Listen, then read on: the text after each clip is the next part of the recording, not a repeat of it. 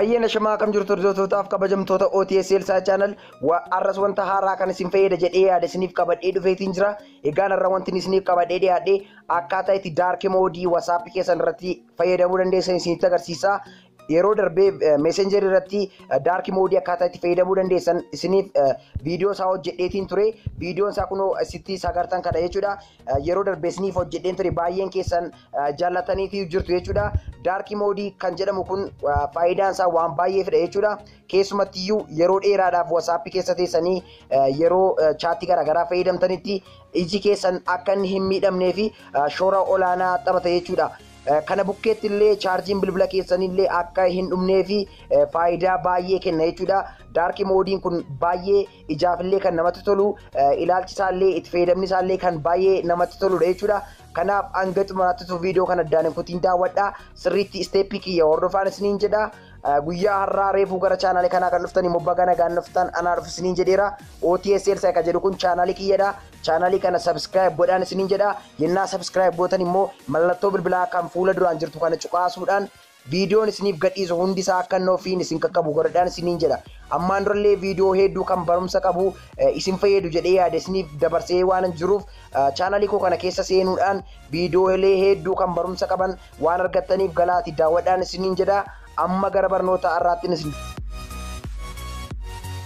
hordoftoota diya jalqabarratti gaa wanti isin gochuu qabdan waa lamatu jira jechuudha.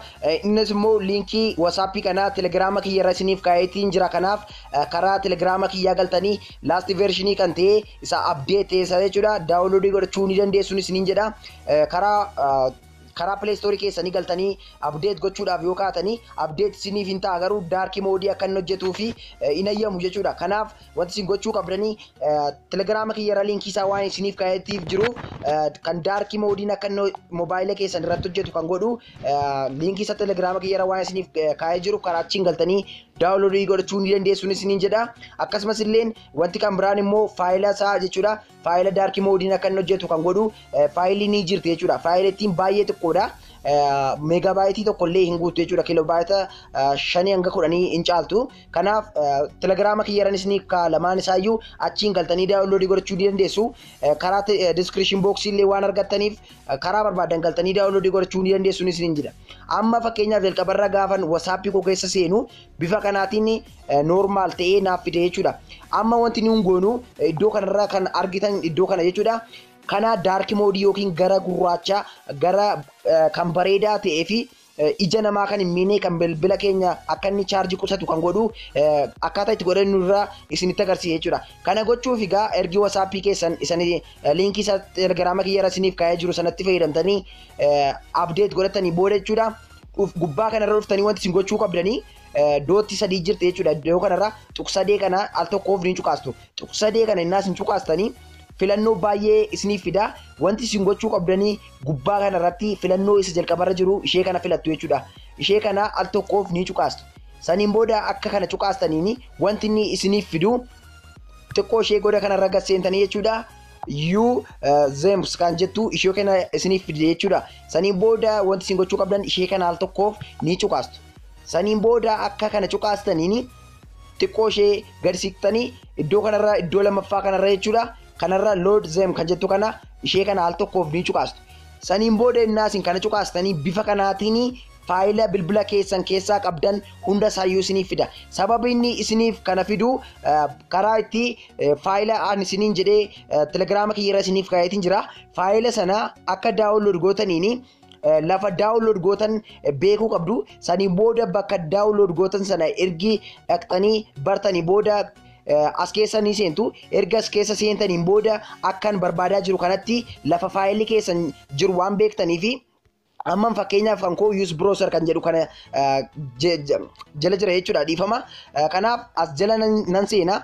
Saniin booda innaan kana jala seenu faayilichi kunootti jechuudha. WhatsApp dark XML kan jettu kana ishee kana bifa kanaatiin naaf fidee jira. Kanaafi wanti gochuu qabu kanatti al tokko duwwaan cuqaase jechuudha. Amma akkuma agartan iddoo kanarratti kiiloobaaytii 7 duwwaadha jechuudha.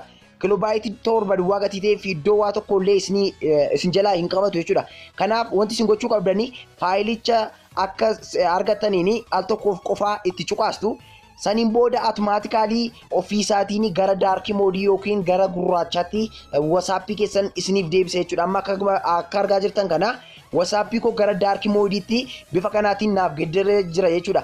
Kanaaf wanti isteeppii isaa isinitti cimu tokko hin jiru jechuudha.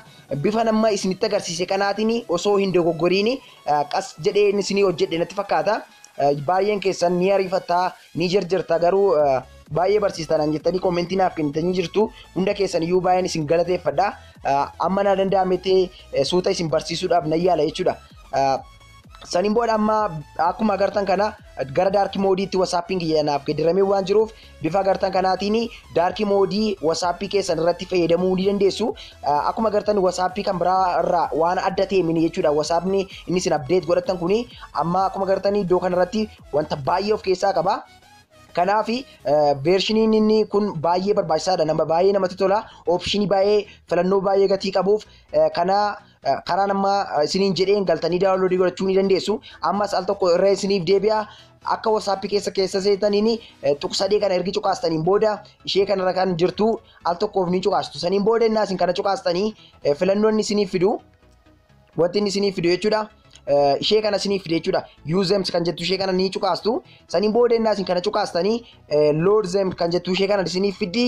Saniin booda innaa isin kana cuqaastanii lafa faayilli keessan jiru dhaqxanii barbaadanii al tokkoof qofa ni cuqaastu jechuudha. Daawwattoota tiyya amma fakkeenyaaf kan koos jedhaa jira waan ta'eef al tokkoof kana ni cuqaasa. Akkan kana cuqaasuuni gara daarkii moodii yookiin iskiriinii gurraachaatti naaf deebi'a. Amma bilbilli koo akka malee chaarjii hin fixu jennaan WhatsApp fayyadamaatii turu. Akkasumas illee ija koof illee baay'ee gaariidha jechuudha.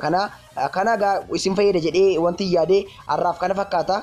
Viidiyoo yookiin barumsa kana caalaa bareeduun immoo deebinee angola garuutti nagaannaaf tura. Isiniin jaalladha, isiniin kabaja. Yaada qabdan koomentii qabdan immoo naaf barreessuu ni dandeessu isiniin jedha. Viidiyoo taanaan angola garuutti ciao.